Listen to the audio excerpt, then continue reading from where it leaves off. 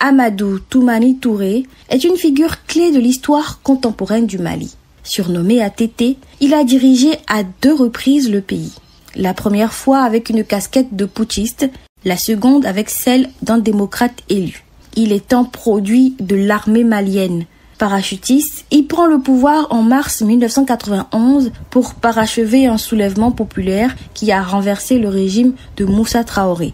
L'une des premières actions de ATT a été de libérer les prisonniers politiques emprisonnés sous le régime de Traoré. Cela a aidé à apaiser les tensions et à gagner la confiance du peuple malien. 1 an après, en 1992, il organise des élections démocratiques et rend le pouvoir aux civils. Un geste rare pour un militaire. ATT passe le pouvoir pacifiquement au président élu Alpha Oumar Konaré. Celui-ci, émerveillé, le surnomme le soldat de la démocratie. En 2002, ATT est élu président du Mali. Sous son règne, entre 2002 et 2012, la situation sécuritaire se dégrade dans le septentrion. Pour se justifier, il martelait que son pays seul ne pouvait pas lutter contre le terrorisme, mais qu'il fallait l'union sacrée entre les pays du Sahel.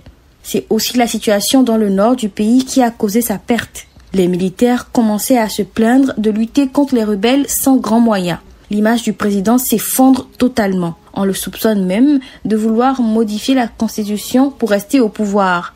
Alors, à quelques semaines de la fin de son second et dernier mandat, Amadou Toumani Touré sera renversé. Lorsque les militaires se soulèvent le 21 mars 2012, le président pense que la situation est sous contrôle. Quand il prend conscience de la gravité des événements, il est trop tard. Il doit fuir sans voiture ni garde du corps.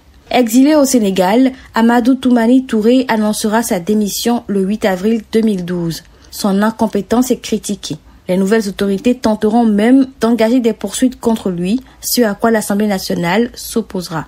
Amadou Toumani Touré rentre finalement au Mali en 2019 avec sa famille. Peu de temps après son retour, il subit une opération du cœur à Bamako.